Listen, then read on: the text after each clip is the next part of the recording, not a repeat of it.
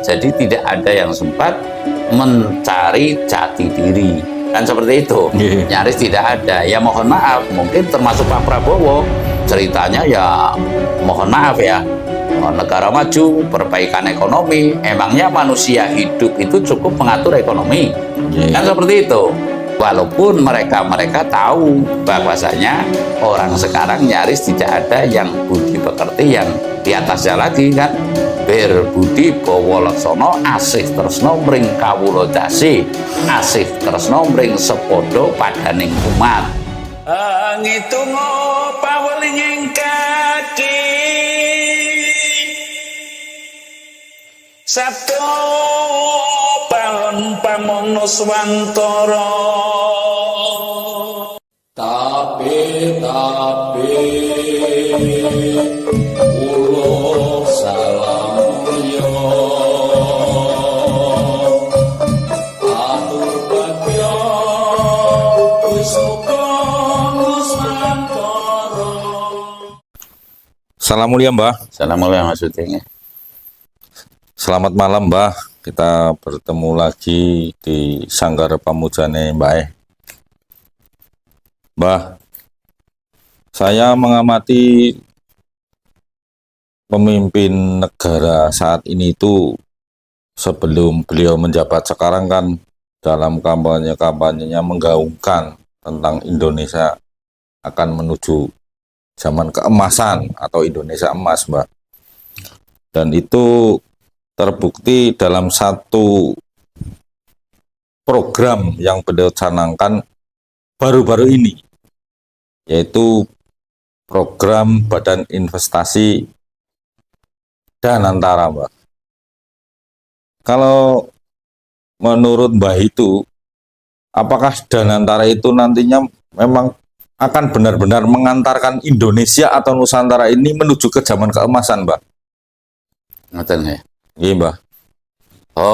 Wilahing jati nuhoni hajat leluhur Nusantara tapi uluk salam mulia. Salam mulia, Mbah. Saya sebenarnya kasihan, tapi ya kasihan itu juga belum tentu. Banyak orang kasihan yang saya maksud, tapi belum tentu pula manusia itu mau dikasihani. Kan seperti itu. Nah, kalau kecilnya pada lingkungan, kan sekarang nyaris orang itu kasihan semua. Ya kan, karena mengapa itu kasihan? Karena nyaris tidak ada kepedulian dari sesama manusia, dari sesama anak bangsa, dan tidak ada indikasi yang mau kembali kepada fitrahnya sebagai manusia, dan pula tidak mau ada yang mau kembali kepada fitrahnya bangsa Indonesia dalam arti gotong royong. Itu kan nyaris nggak ada. Membangun sebuah bangsa, ini kata tanda saya, menurut saya, wahai Pak Prabowo, wahai para pemimpin bangsa, wahai para pemimpin umat, begitu. Yang saya maksud pemimpin umat ya semacam kayak kiai lah zaman sekarang itu ya, kembalilah kepada asas gotong royong. Semestinya seperti itu. Indonesia merdeka itu juga karena gotong royong, terus karena sukarela, kan ada itu tentara sukarelawan begitu. Lah sekarang yang demikian itu tidak diajarkan. Ya, tidak ada yang mengajarkan demikian. Adanya ya diajarin menjadi orang pandai, diajarkan menjadi orang yang populer, diajarkan mencari duit. Jadi tidak ada yang sempat mencari jati diri. Kan seperti itu. Nyaris tidak ada. Ya mohon maaf, mungkin termasuk Pak Prabowo. Ceritanya ya mohon maaf ya, negara maju, perbaikan ekonomi. Emangnya manusia hidup itu cukup mengatur ekonomi? Kan seperti itu. Jadi nyaris tidak ada orang yang berembuk keutamaan hidup sekarang itu nggak ada. Sudah, itu nggak bisa dibohongi. Ya tinggal sajalah kita mencari. Apakah di sebuah pendidikan ada yang menceritakan jati diri? Nggak ada. Budi pekerti sekarang diganti mungkin menjadi topik yang akhlak dan sebagainya. Itu aslinya kan budi pekerti. Walaupun mereka tahu bahwasanya orang sekarang nyaris tidak ada yang budi pekerti yang di atasnya lagi kan. bir budi bawa laksana asih tresna mring kawula dasi asih tresna mring sepodo padaning umat. Lah sekarang nyaris nggak ada Mas Budi, karena ya itu kalau saya bilang tolol ya mungkin ya ya nggak sopan lah, nggak pas, nanti kayak Gus Ikam itu sering ngomong tolol, kadang kan ya berlebihan lah. Yang jelas sekarang itu saya mengatakan bahwasanya Indonesia itu mau tidak mau, saya berani mengatakan negara yang merdeka namun dalam posisi yang bingung. Jadi merdeka tapi bingung. Lah saya kalau kaitannya karena saya sudah tahu bangsa ini bingung, nanti di atasnya lagi lindung, ya. Lalu di atasnya lagi gemblung, gitu loh kan? Itu sudah sawat tombalabil ketika manusia sudah menampik dengan kodratullah, di mana manusia mesti melakoni dharma yang wajib, yang sekarang digubah oleh para ulama itu ngelakoni ibadah, ning tidak tahu sejati ning ibadah. Lah ini perlu saya sampaikan, perlu gitu loh. Ngibadah tidak tahu sejatinya ngibadah sehingga timbulnya ngibadah mubah gitu loh. Ngamal tidak tahu sejatinya ngamal, ya akhirnya ngamal batal begitu loh. Jadi ngamal batal, ibadah mubah itu sekarang saking banyaknya. Contoh lah, saya nggak mengatakan atau menyinyiri agama ya, namun banyaknya tempat ibadat yang dibuat oleh agama ya, baik itu wiharanya, baik itu apa itu kalau Buddha itu ya wihara ya, kalau Hindu itu pura, kalau Kristen itu ya gereja, kalau masjid itu ya agama Islam itu masjid. Nah ini kalau digunggung kebruk jutaan di Indonesia, namun berani-beraninya engkau ya membangun tempat ibadat sementara lingkunganmu masih banyak yang tuna tanah, tuna rumah, perlu pengarahan pembinaan mental. Kalau istilah Pak Harto kan ada bintal itu dibiarkan saja, yang penting tempat ibadatnya itu bagus, ya dielus-elus, ya bagus, apik, walaupun sing ibadah mung setitik. Contoh kalau subuh tinggal dicek saja, apa ada itu orang yang berbondong-bondong, ya kan? Karena apa? Yang jangan menyalahkan umat, jangan. Kalau menurut saya ya tidak baik pula menyalahkan takmir, ya nggak betul juga, nggak pas maksudnya. Karena apa?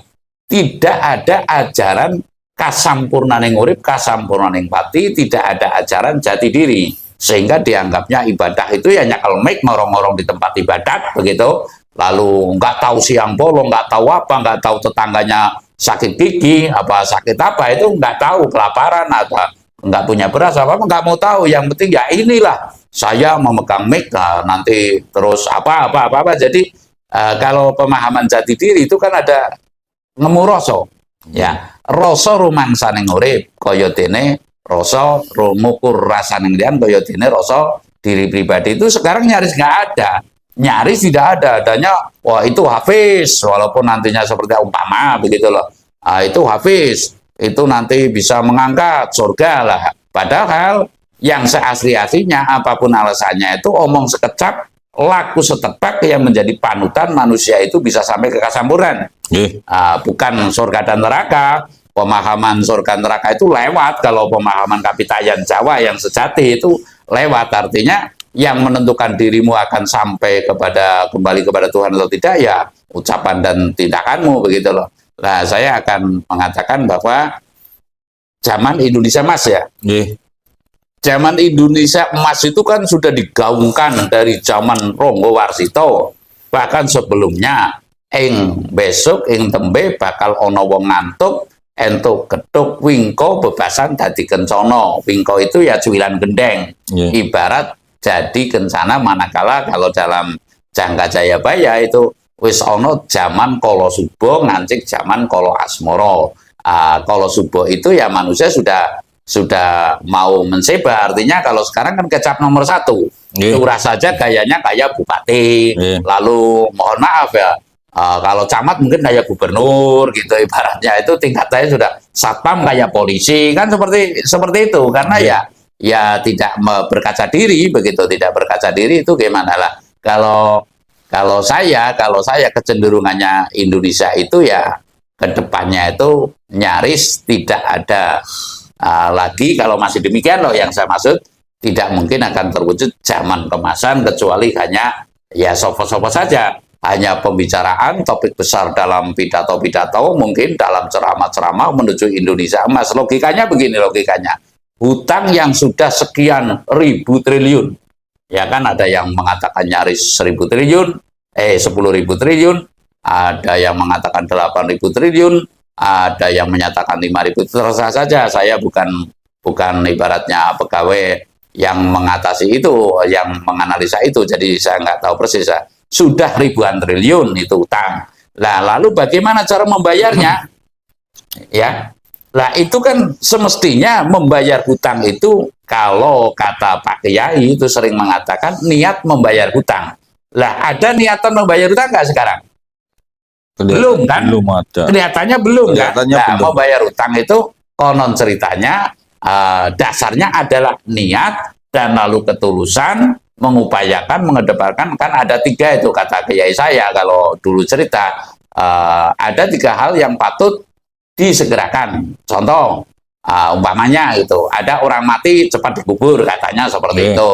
Lalu utang seperti sahur. Lalu kalau diberi amanat seperti disampaikan, kurang lebih seperti itulah. 3 hal itu yang wajib itulah. Ada nggak niatan sekarang? Adanya nambah hutang lagi. Lah bagaimana akan menjadi Indonesia emas gitu loh? Kalau berkemas-kemas mungkin, karena apa? Sekarang mau tidak mau kita sudah merasakan ya, masyarakat bawah, Indonesia itu sudah dikepung oleh oligarki, ya. Betul. Oligarki, oli ya, namanya oli kan pelicin. Ya, garki atau sendiri artinya pelicin.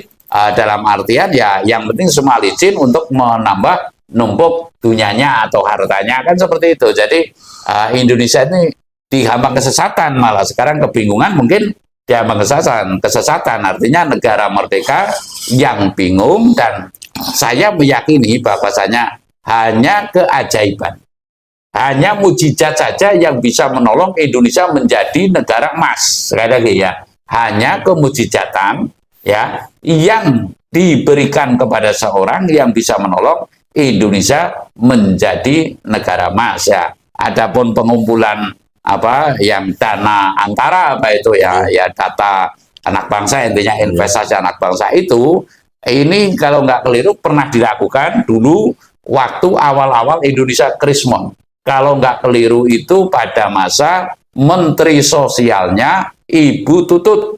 Nah, itu baru setelah merasakan Indonesia ini koleng lah, koleng itu gimana? Ya koleng ya, mengumpulkan emas nanti, ya kurang lebihnya kan seperti itu arahnya lah, ibaratnya sukarela, membentuk sukarela. Namun ketika masing-masing merasa hebat, ya hartanya banyak dan sebagainya, itu nggak mau ke arah sukarela kan? Nah, nggak mau ke arah gotong royong. Setelah Krismon barulah mari kita gotong royong ya. Kumpulkan emas, kumpulkan. Dulu TV awal-awalnya ya saking angsane manusia atau anggarannya manusia dipajak, kan seperti itu loh. Jadi dom tugel kuasa pajak ini nanti akan terjadi gitu.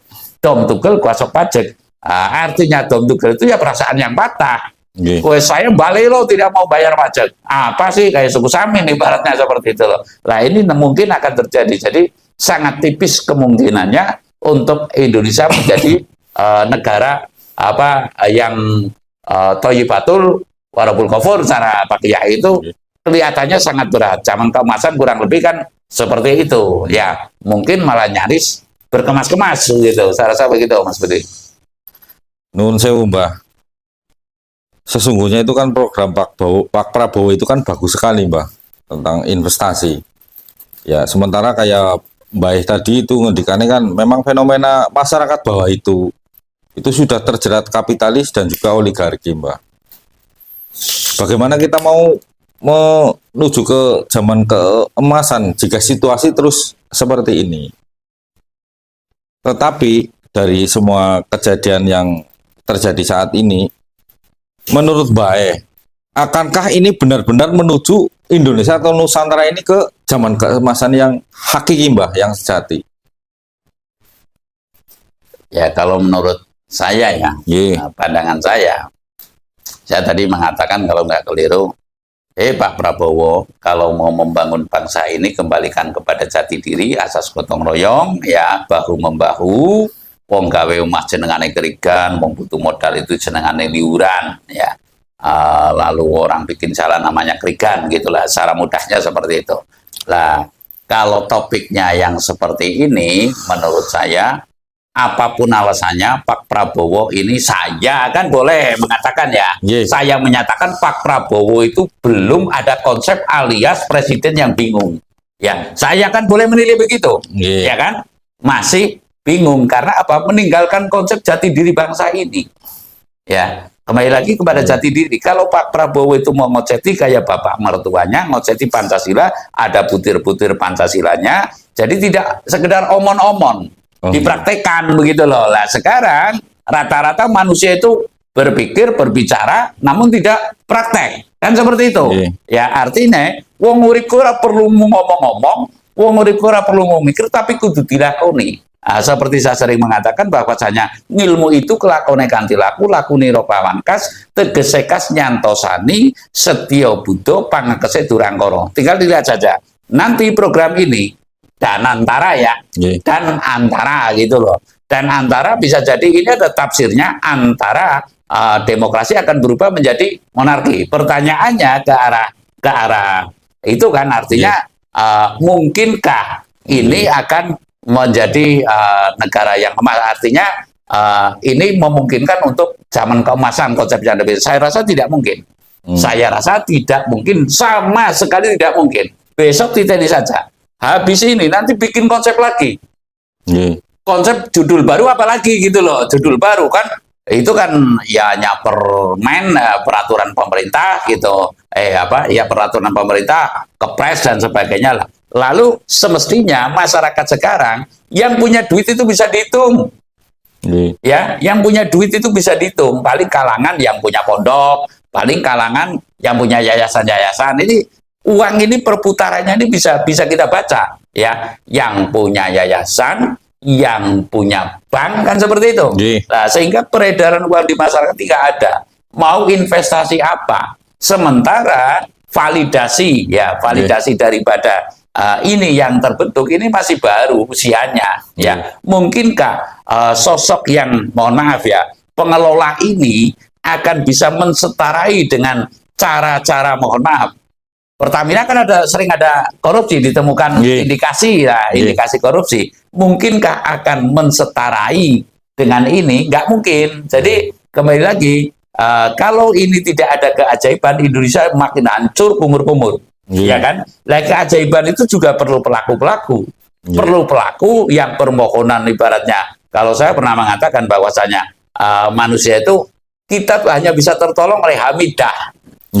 Hamidah ini adalah orang yang sudah memuji Tuhan dan diakui memujinya oleh Tuhan Yang Maha Esa. Kemungkinan ini nanti keajaiban akan timbul dari orang-orang yang seperti ini. Bukan, jangan memilih Lukman. Nah, sekarang rata-rata itu Lukman. Lukman itu ya orang yang wasis pangraitane, orang yang kaya, orang yang gagah rupane. Ini orang-orang yang seperti itu. Ini dalam literasi bisa dibaca lah. Karena saya dasarnya petunjuk lalu berkiblat kepada ini gitu. Jadi berkiblat kepada petunjuk itu lalu saya jabarkan, sehingga sangat mustahil kecuali nanti ada keajaiban yang bisa menolong, Mas Budi. Nah, sekarang Indonesia itu adalah negara yang merdeka tapi bingung. Jadi saya boleh mengatakan bahwasanya Pak Prabowo ini bingung karena tanpa ada konsep. Kalau dulu kan Pak Harto, mohon maaf ya, repelita, rencana pembangunan 5 tahun lah. Ini konsepnya apa? Karena apa? Nggak ada guru tuduh, apalagi guru patuh gitu loh. Nah, rata-rata sekarang ya diundangkan itu di TV itu kan, di media massa, di media sosial, Kusikdam yang banyak masanya. Kenapa? Pilsung. Nanti kalau nggak undang Kusikdam, nanti nggak ada yang milih Gus Kausar dan sebagainya. Nah, namun rasio kan boleh. Nah, sekelas Gus Ikdam, sekelas Gus Kausar, taruhlah sekelas mohon maaf kiai-kiai besar sekarang tidak mungkin akan bisa mengatasi Indonesia. Saya terang-terangan karena apa? Itu adalah konsep yang lama. Konsep yang lama ya, dari dulu yang namanya mohon maaf pondok pesantren ya begitu terus loh. Nah, sedangkan ya untuk bisa menyelesaikan ini itu harus treatment yang spektakuler.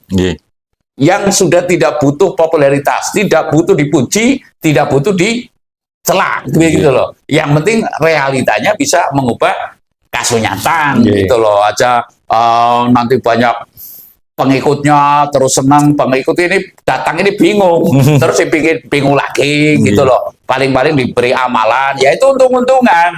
Bisa paham nggak? Bisa. Untung-untungan, kamu membaca Bismillah 1000 kali, itu untung-untungan saja, ya kan? Namun pada kenyataannya pulang dari pengajian masih pada bingung.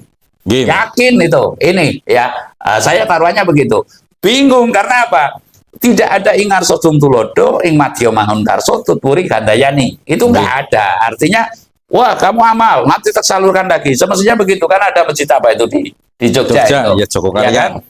Itu kan apa? Masjid Jogokaryan. Ya, Masjid Jogokaryan itu mestinya perputarannya seperti itu. Bahkan ada bank beras gitu kan, apa ATM beras dan sebagainya itu kan harus seperti itu. Artinya ini gerakan spektakuler. Tidak terus numpuk masuk ke bank, nanti yang mengelola takmir-takmir saja loh. Saya boleh mengkritisi dong.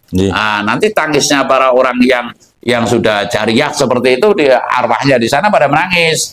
Saya sayangkan lah. Kalau saya mungkin ya omon-omon menurut yang mengatakan saya omon-omon ya. Namun prakteknya kira-kira orang umum melakoni seperti saya saat ini ya. Saat ini artinya ya hanya Mas Budi yang tahu lah dan beberapa orang saja ya melakoni dalam posisi yang mohon maaf saya makan sedang dibatasi, saya nggak ngomong tirakat loh ya. Saya sampai ke Purwodadi, saya sampai naik mohon maaf walaupun bukit dan sebagainya itu kan sangat berat. Nah, ini adalah tindakan nyata, jadi nggak perlu dipikir dan diucapkan, tapi setelah dipikir, diucapkan lalu dilakoni gitu loh. Rata-rata sekarang hanya berpikirnya itu ya berpikir ngomong-ngomong. Ada itu rekan saya orang Jawa Timur ya ngomong-ngomong dan sebagainya, bahkan teman bicara dibutuhkan. Menurut saya nggak perlu, karena apa? Menurut saya gitu loh, praktek sekarang itu butuh praktek. Jadi intinya ya menurut saya itu masih jauh dari syarat untuk memenuhi zaman keemasan kecuali ada keajaiban. Saya rasa demikian Mas Budi. Iya Mbah, matur nembah nuwun Mbah atas pedaranipun. Salam mulia Mbah. Salam mulia. Sirap